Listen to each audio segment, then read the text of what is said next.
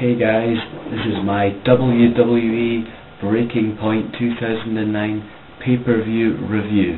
Now I must admit I was very impressed with this pay-per-view.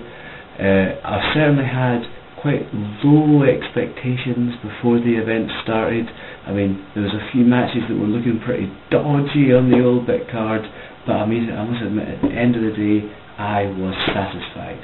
Now then, at 1 o'clock in the morning, United Kingdom time, the pay-per-view kicked off with the the Unified Tag Team Championships on the line. It was Chris Jericho and the Big Show defending versus Mark Henry and Montel Vontavious Porter, the team that I have recently abbreviated to MVP.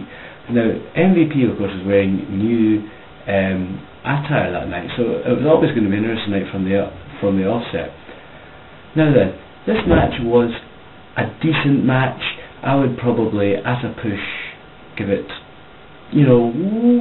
probably a solid 2 stars. I mean, it was a good tag team match. It's nothing that you're going to remember in a year's time, but it was good, it was solid, it was well worked by all 4 of the members of the match. At the end of the day, Chris Jericho got the pinfall on Mark Henry, and Chris Jericho and the Big Show retained the World Tag Team Championships for another couple of weeks, so well done to Jericho. Now the second match on the card was a very late addition to the show. It was the United States Championship on the line, Kofi Kingston defending against The Miz. Now I must admit that Kofi Kingston's long reign as a US champion has surprised me. I mean, when I first when he first got the title, I thought, oh man, here's another joker, he's going to drop that title in a week to someone stupid like Mike Knox. But at the end of the day, Mike Knox is on SmackDown, so Kofi Kingston and his successful attempts to retain the United States Championship has been nothing short of incredible. I mean, we're talking fatal 4-ways, he's done 5-ways, he even, at a pay-per-view a couple of months ago, did a 6-way.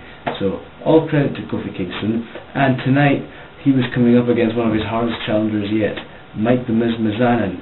Now, Mike the Miz has been on a roll as of late. I mean, he went through a difficult patch where he was being buried by John Cena, but I mean, come on, that happens to every wrestler in the WWE, get buried by John Cena. So he finally got a slight push, he got into a match for the US title, and he ended up losing to the Jamaican superstar Kofi Kingston. So Kofi Kingston, just like Jericho, hold on to the title for just a little bit longer. Kofi Kingston still the United States Champion. The next match on the card was of course the much anticipated Submissions Count Anywhere match. Now my colleague over here on ROH Styles 23 predicted that if Legacy won, he was a donut. Now, well, I'm afraid to say that my colleague is officially a donut after this match, because it was Legacy who got the result.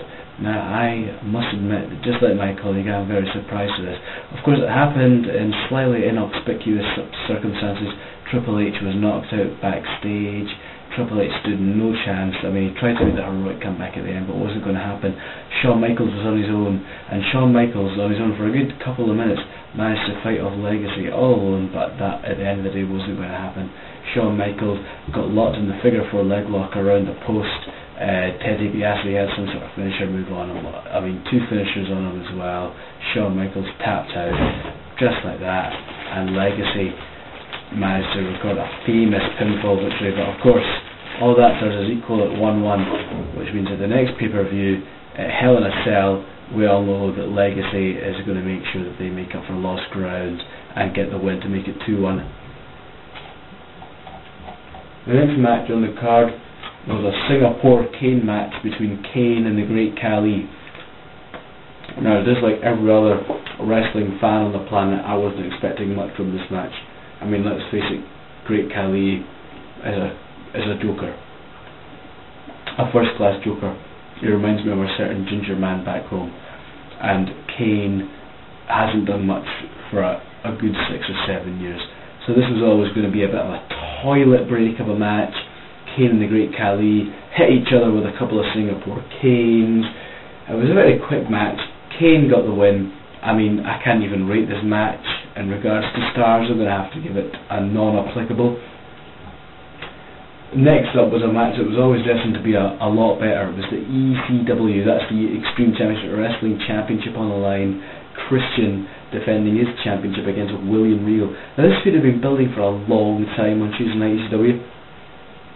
Of course, Christian was in a war with Christian with, you know, the ringleader of the Tormentors, William Regal. Him and his good friends Vladimir Kozlov and Ezekiel Jackson were certainly in a fair few fights. Now, despite Jackson and Kozlov being at ringside, that wasn't enough for William Regal, and Christian managed to connect with a kill switch, and then Christian got the pin, and Christian, rather heroically at the end of the day, and I mean, and I say that with all seriousness, Christian managed to get the pin, and Christian won the ECW Championship.